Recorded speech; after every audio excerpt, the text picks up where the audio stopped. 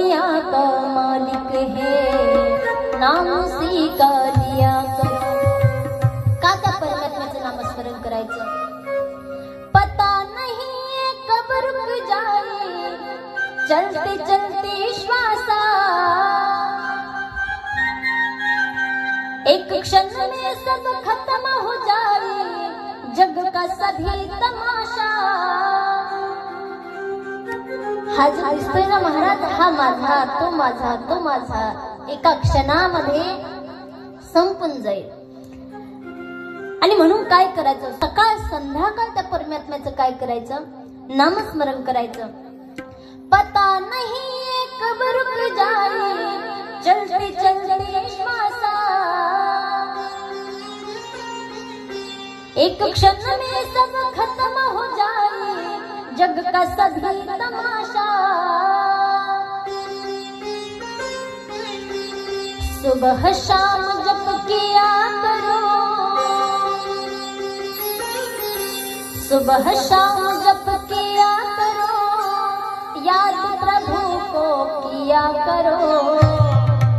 जो दुनिया का मालिक है, नाम उसी का लिया करो।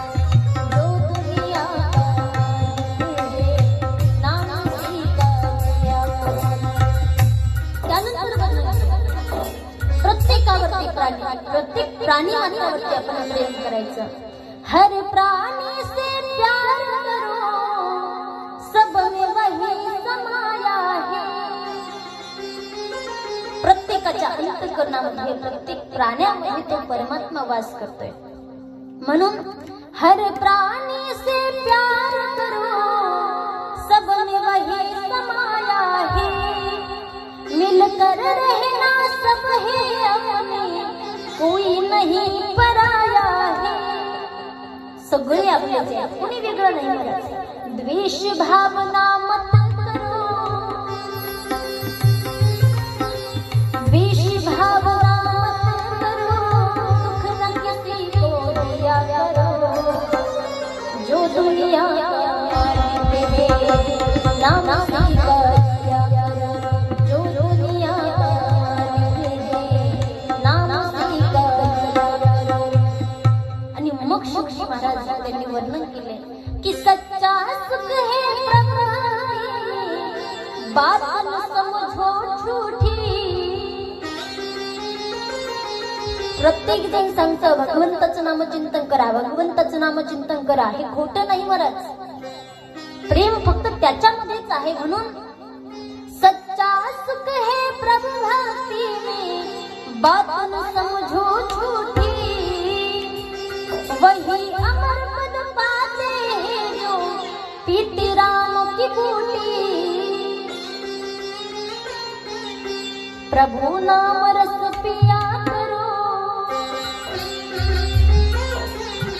प्रभु नाम रस पिया करो, राघव को ना भूला करो। जो दुनिया को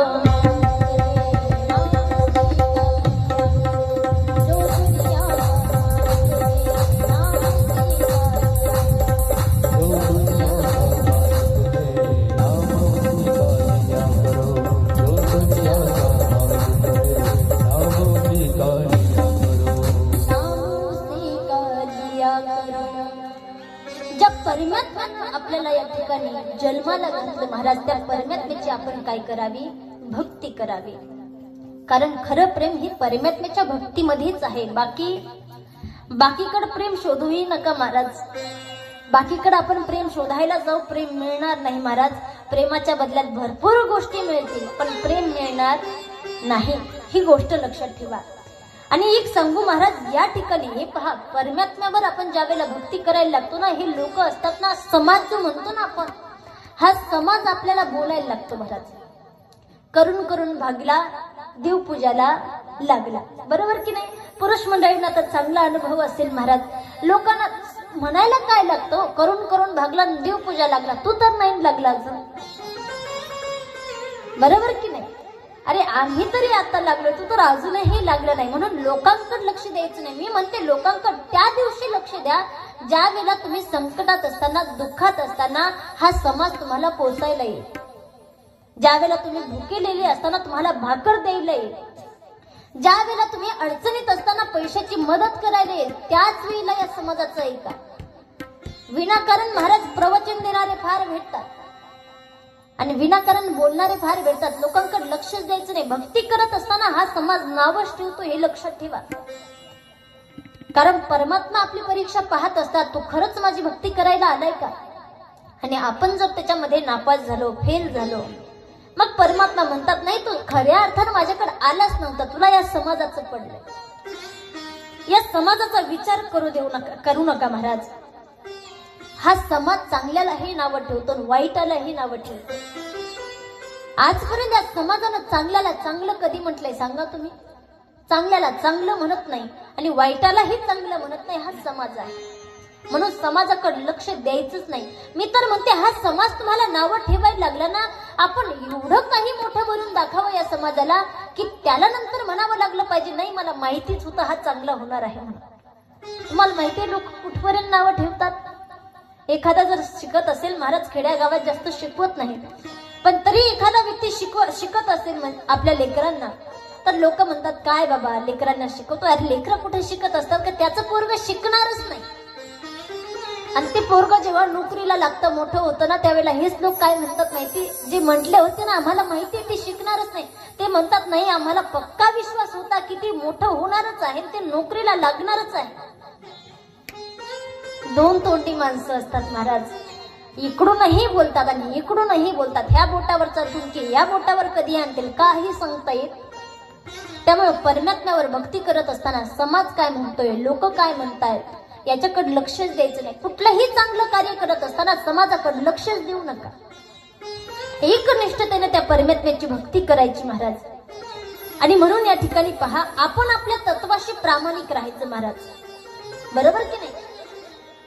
आणि म्हणून या ठिकाणी या मुनींनी प्रश्न केला की मानव मात्राचं परमसाध्य काय आहे?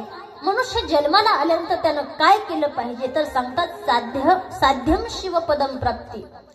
त्यानं शिवपदाची प्राप्ती करून घेतली पाहिजे. मनुष्य मात्राचं साधन आहे महाराज त्या भगवान परमात्म्याच्या चरणाची प्राप्ती करून घेणं.